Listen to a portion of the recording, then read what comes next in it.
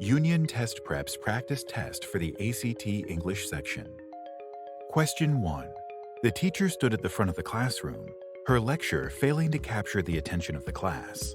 Some students sat dozing, while others picked at their nails or doodled in their notebooks. Quote, the teacher soon realized her class was inattentive, consequently, she clapped her hands loudly and began her lecture anew. End quote. Which of these is an accurate correction of the sentence in quotation marks? A. The sentence doesn't require correction. B. The teacher soon realized her class was inattentive, consequently, she clapped her hands loudly and began her lecture anew. C. The teacher soon realized her class was inattentive, consequently, she clapped her hands loudly and began her lecture anew. D. The teacher soon realized her class was inattentive, consequently, she clapped her hands loudly and began her lecture anew. The two parts of the sentence are directly related and use the transition, consequently, to hold the two thoughts together. A comma does not align a transition word, while a colon suggests a list or directly connected clause.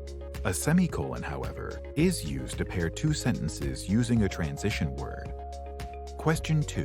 Which of these is an example of correct pronoun-antecedent agreement? A. The cat batted their eyes at the bird, trying to lure it closer. B. Vicky and Jeremy raced to arrive at the graduation on time, their brakes screeching through a red light. C. The woman paused to smell a holiday candle, his nose lingering over the pine-scented jar. D. Producers are known for having a distinct way of presenting films. The producers presented her film accordingly. Answer A uses a singular antecedent, cat, and a plural pronoun, their. Answer C uses a female antecedent, woman, and a male pronoun, his. Answer D uses a plural antecedent, producers, and a singular pronoun, her. Answer B correctly uses a plural antecedent, Vicky and Jeremy, and a plural pronoun, their. Question 3. Practically spitting with anger, the dog was chased by her owner, the half-eaten pie lying discarded on the ground. Which of these most effectively alters this sentence's modifier? A. Practically spitting with anger, the woman chased after her dog, the half-eaten pie lying discarded on the ground.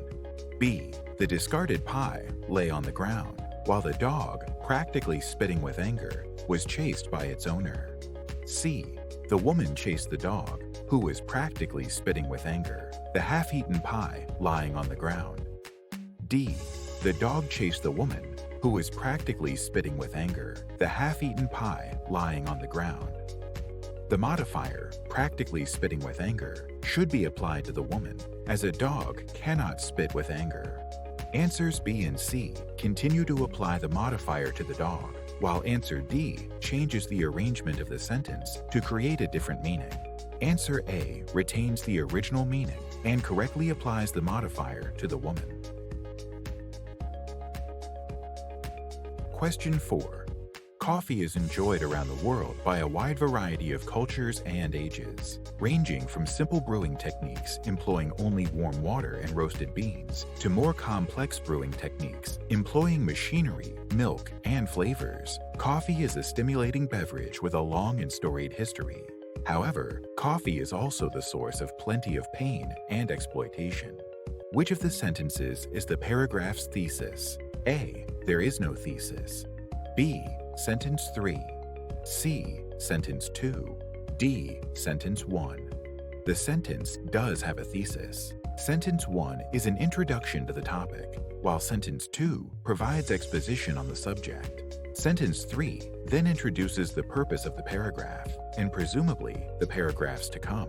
The thesis, which is that coffee is the source of plenty of pain and exploitation.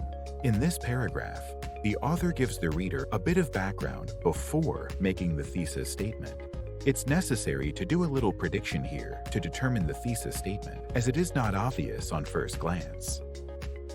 Question 5. Patty sat at her place at the table, the backs of her heels gently kicking against the legs of the chair. Her pudgy fingers toyed with the carrots on her plate, each carrot lining up to take its place in battle. As her parents spoke about their days, Hattie continued her pleasant game, adding her mashed potatoes to the fray. This passage is an example of what point of view? A. First person. B. Second person. C. Third person omniscient. D. Third person limited. The passage does not use I or you to describe the scene, ruling out both first and second person point of view. The passage mentions Hattie's parents, but they are background characters and do not have the author's attention, nor does the author seem to have a window into their thoughts and motivations. The focus of the passage is Hattie, suggesting that the point of view is limited to Hattie. Question 6.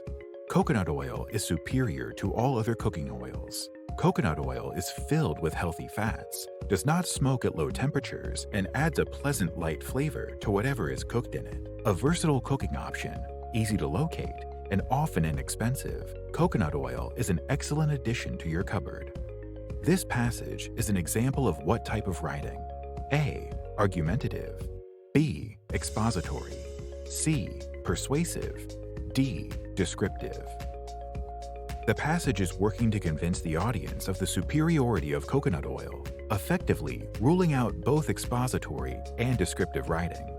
Argumentative essays work to uncover both sides of an argument, while a persuasive essay is geared towards swaying the reader to a single side, rendering this passage a persuasive piece. Question 7. Which of these is an example of a smooth transition between sentences? A. Billy and Chandler were not afraid of the dark, period. They were terrified.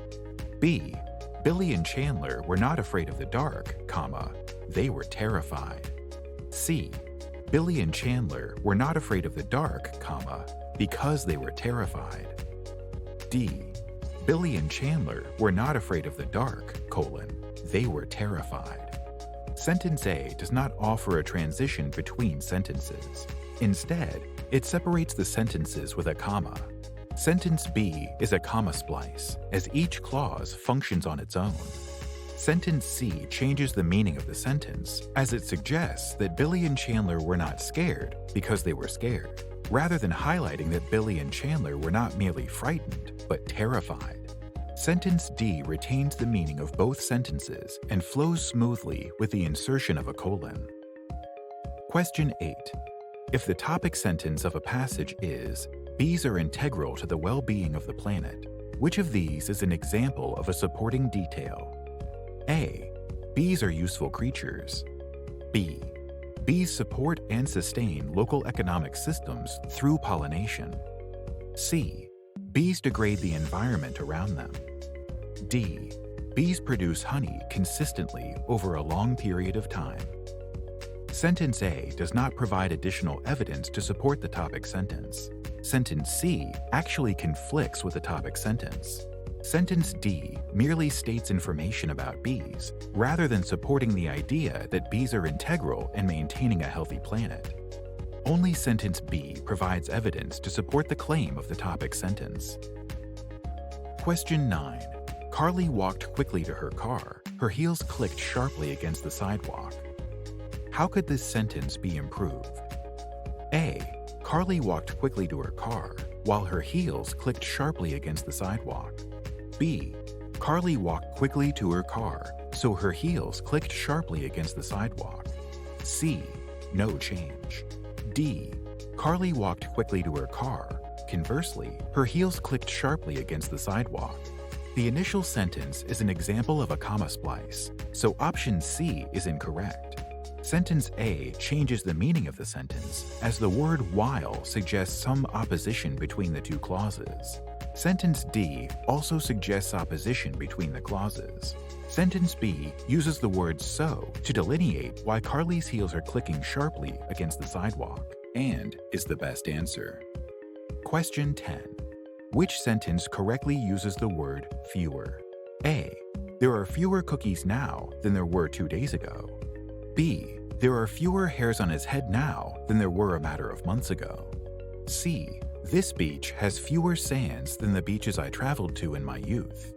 D. The fewer the sugar, the better for you the dish. The word fewer is used in conjunction with countable items. Think items in small quantities with visible or tangible amounts, while less is used to discuss items with larger or unknowable quantities.